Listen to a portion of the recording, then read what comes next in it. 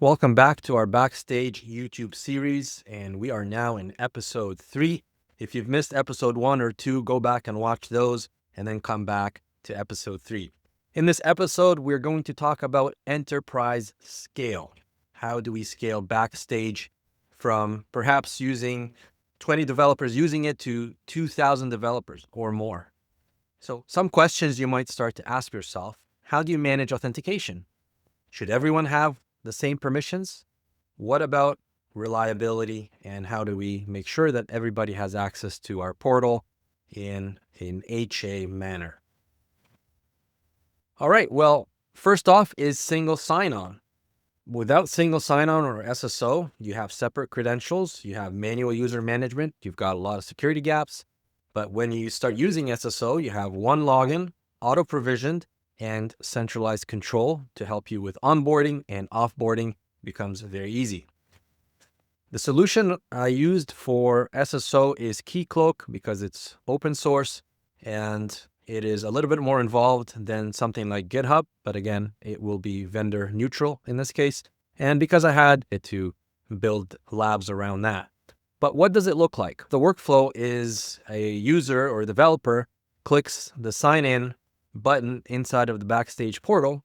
That then redirects them to Keycloak, and they enter their corporate credentials inside of Keycloak, which then validates their credentials, retrieves user groups, and redirects them to Backstage.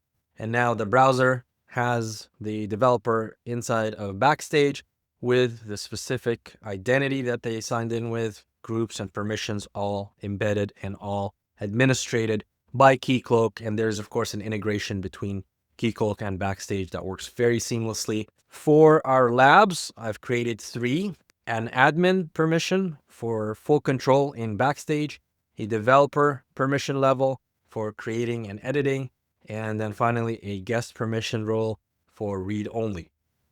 And once again, these are all based on Keycloak groups, and automatically we have an integration between Keycloak and Backstage. Now, why choose Kubernetes for our scaling? There's multiple reasons. Kubernetes is one of my favorite orchestrators out there. Some of the benefits: horizontal scaling. It can handle load for you without having to worry about that manually. And then some other benefits like self-healing and rolling updates, which allow you to auto recover from issues and also have zero downtime when you're upgrading. For our demo, we are going to see 3 things mainly: configuring Keycloak single sign-on, implementing permissions, and deploying to Kubernetes. Once again, stick around. You'll see a preview for our final episode, episode 4, at the end of this video. But for now, let's go ahead and start building. Just a quick plug before we continue. This video is part of my Backstage 101 course, where we dig much deeper into the internals of Backstage and how to build a real internal developer portal. We cover the service catalog, software templates, tech docs, auth, search, and even how to deploy it to production. The course includes over 35 hours of video and 11 hands-on labs. You also get a certificate and a 30-day money-back guarantee. If you're interested, check it out in the description below. All right, let's get back to our lesson.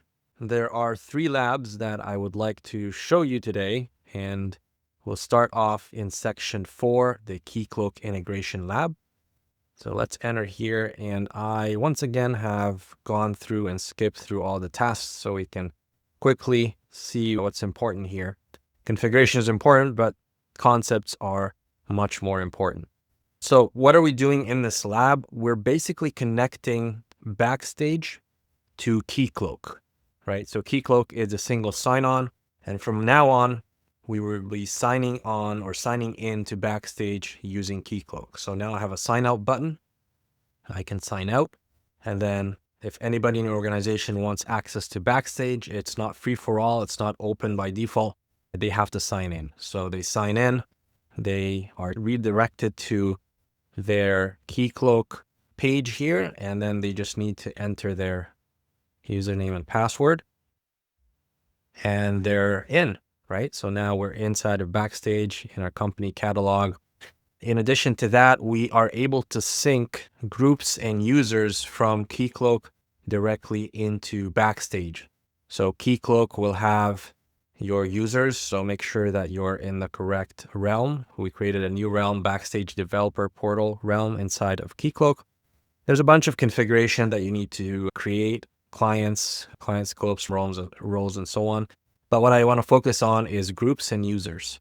So here we've created 3 groups: developers, guests, and platform admins. So you can see the members of developers is Bob Developer, and the member of platform admins is Alice, and guests, we have Carol. All right. So if we go back to users, you'll see the same thing: Alice, Bob, Carol, and you can see their email, first name, last name, and so on. Now that gets synced over to Backstage. So if we go to Backstage and change the filter to groups, you'll see the developers, guests, platform admins. These are brought in from Keycloak. If I go into developers, I can see ownership. I can see the members. Bob is a member of developers. And if we take a look at users, we'll see the same users again: Alice, Bob, and Carol. If we pick on Alice this time, you should see that Alice is a member of the platform admins. So this shows you how we can sync and connect both our single sign-on tool, which is Keycloak, with our portal, which is Backstage. So really, that's what this lab is all about. It shows you how we're going to add Keycloak to Docker Compose. So if we go back into our terminal and change our directory to labs developer portal, let's clear here and run Docker Compose PS and hide the instructions for now. You can see we've got 3 containers running. We've got the Backstage app listening on port 7007. So we've seen that already. And now we see the Keycloak is also a container running and listening on port 8080. And of course, our Postgres database is running as well. All right, so that is really what we're seeing in task 1. In task 2, we're configuring Backstage Realm and OIDC client, so a way to connect both together. And in task 3, configuring Backstage's backend for OIDC. And then task 4, we're configuring Backstage's frontend for OIDC. And here we're testing authentication and creating users. All right, so creating all these user groups. You can see that that is all being created inside of Keycloak, right? So we're doing all this in Keycloak, not in Backstage. I assign users to groups and test the login. Just like we saw, we signed out and signed in. Disabling guest access, and then understanding group memberships and permissions. Permissions is really the next lab, which we'll see in just a few minutes here. And then the last piece here is seeing that sync that I just showed you, how Keycloak users and groups are synced into Backstage. Excellent. Now let's jump into the next lab, which is basically the basic permissions lab. Let's jump into the lab. And I have already skipped through all our tasks. We got 3 of them. And so far in the previous lab, we've enabled Keycloak authentication. Now we want to look at authorization. So authentication is basically who are you, and authorization is what can you do in this product or tool. So what can you do in Backstage is what we're trying to do here, and this will be enabled through Keycloak itself. So let's see how this works. First, you gotta verify the pre-configured authentication, and we know from the previous lab this already works. And this lab is actually built from the previous lab, so everything we've done previously is ported over. So we can go ahead and start working directly on our permissions or our authorization. So authentication works perfectly with Keycloak. And then we talk about how to understand how permissions framework works. So the user action, then the plugin calls this authorize function. The permission framework is called next, and then your policy, and then a decision happens.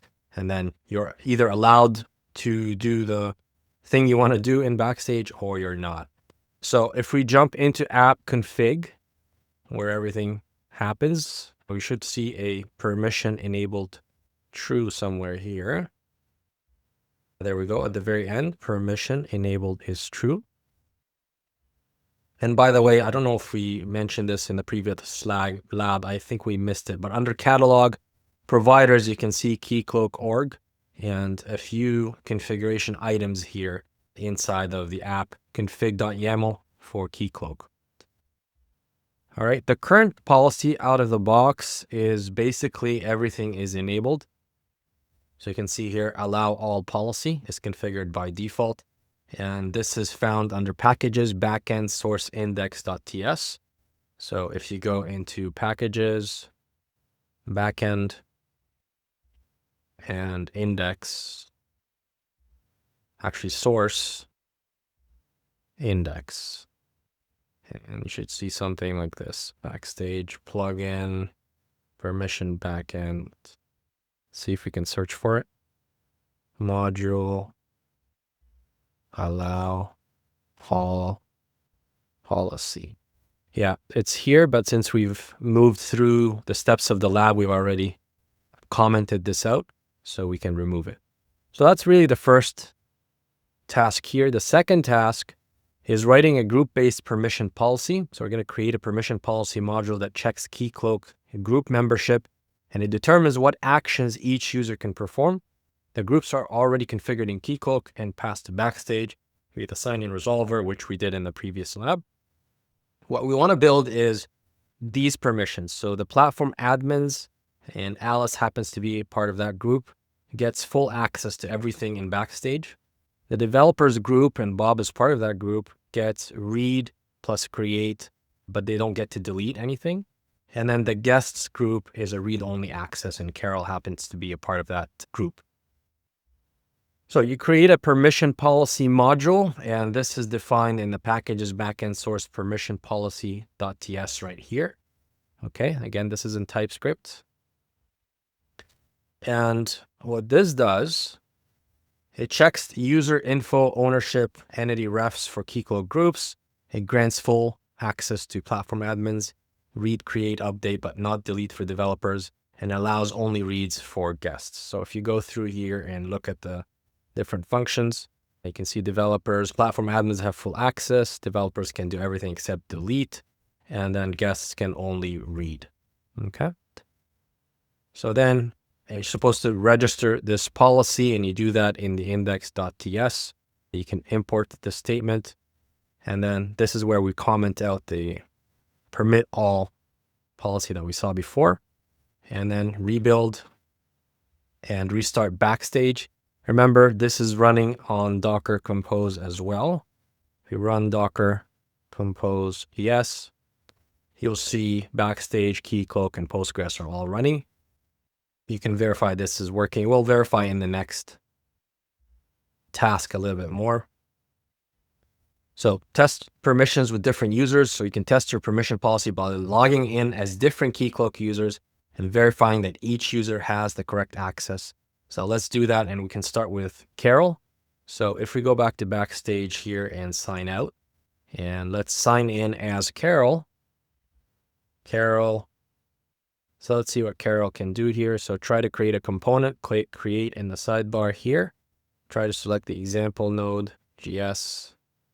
Carol cannot proceed with creating component. Guests have only read access, so the scaffolder should deny this action. Really, there's nothing to click, right? So here's an example component, but we can't really launch it. So you can see there's really nothing to be able to choose this template and move forward. Try to unregister a user, so click home, change the kind filter to user, and click on the guest user. Click 3 dots here to be able to see if you can unregister the entity, but look at that, it's grayed out, cannot do that. So that permission is disabled. All right. Now let's go ahead and log out and log in as Bob, and Bob is a developer. So let's sign in as Bob. Now, let's see what Bob can do. So we're going to create a component. So let's go to create, and look at that. The example template is available for us. Now we can click on choose. You can fill in name and so on, but I won't do that. The second piece is try to unregister user. So we can click on home. And once again, go to user, guest user. And once again, we cannot delete because developers are not allowed to delete. So that is also grayed out for us. Finally, we're going to sign out and sign back in as Alice. Alice is an admin, so she should have all the permissions in Backstage. And here we go. We are signed in as Alice now. So once again, let's see if we can create a template. You can see we can do that similar to what Bob was able to do. And then unregister a user. In this case, we should be able to unregister that guest user. So if we go to users and go to guest user, and you can see here it is not grayed out. We have the ability to delete that entity and poof, it's gone. Go back to users. All right, now let's go and see if we can unregister a user. So we should be able to delete because we're admin. So if we go to filter, component, user, and go to the guest user here and go ahead and unregister, you can see it is available to us, not grayed out. So I can unregister this user and delete removed entity guest was successful. So that worked. So what have we built? We've seen that we were able to create permissions based on roles, based on groups and users. Carol was part of the guests, can only read. Bob can do everything except delete, and Alice has full access. And that's it. We just wanted to show you how permissions can be integrated with Keycloak for Backstage. Now let's jump into section 5 and Kubernetes deployment. I have the lab already started. And I just skipped the first task here, which is to set up Postgres database. You just need to verify the Minikube cluster that we have running here. So you can run kubectl, get nodes, for example, like this. Get namespace. Yep. So it has my aliases and namespace. Backstage is already here. Let's get into Backstage and take a look at what's in here already. So we do have Postgres installed and running, and it's pretty simple. You create a secret, create some persistent storage. You deploy Postgres with a deployment, create the Postgres service, and verify that, and you're good to go. So let's jump into the next one here. Build the Backstage Docker image. So I'm going to run the skip for now, but let's go through the steps. So step 1 is verify database configuration. So we can navigate over here and take a quick look. It's clear so you can see better. So the app config, once again, you can probably see it here a bit better. And look for database. There it is. So you can see the database, the connection, everything is set nicely here. Then you can install dependencies with Yarn and build Yarn TSC, and then build the backend, then create the Docker file, which you can find under packages, backend, Docker file. So here's our Docker file. So very similar to what we did with Docker Compose. Then you build the Docker image, and then to make things simpler, we're loading the image straight into Minikube. Of course, you would push this image to your image repository. And then you can verify that image, and we should be good to go. One thing to note here, the official documentation from Backstage is to use this host build method because it's faster, provides better dependency and caching than building everything inside of Docker. That's why you see that we are building still with Yarn first, and then we're using the Docker file later. Okay. All right. Next task is deploy Backstage to Kubernetes. Let's begin this task. Let's go ahead and skip this. So deploy Backstage to Kubernetes, and then access and test Backstage. So what we did in the previous task that went really quick is deploy Backstage to Kubernetes using the official manifest approach. So create a Backstage secrets, Backstage deployment, Backstage service, and then verify the deployment. And that's that. So we can real quick take a look at what we got. Well, let's get everything.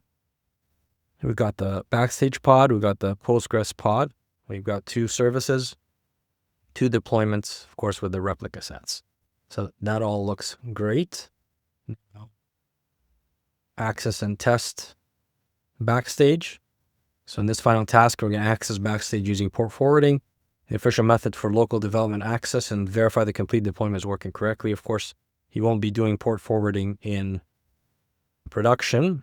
You'll have an ingress or an API gateway or something else, but just for this lab, it's fine. So running that, now let's access the Backstage UI, refresh, and there we go. We have Backstage running in Kubernetes. Excellent.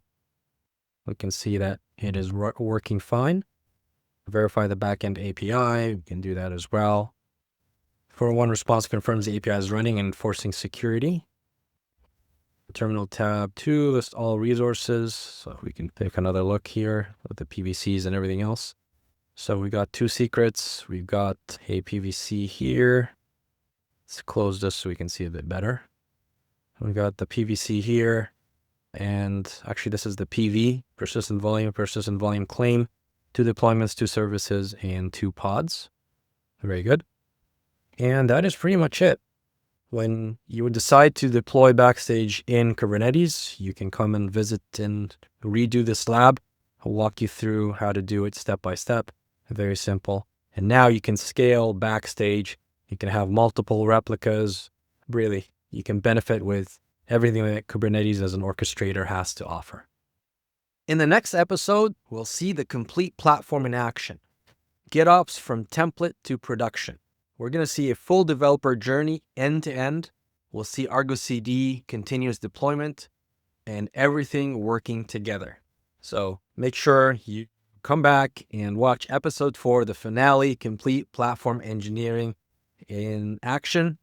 Thanks for watching, and I'll see you in episode 4.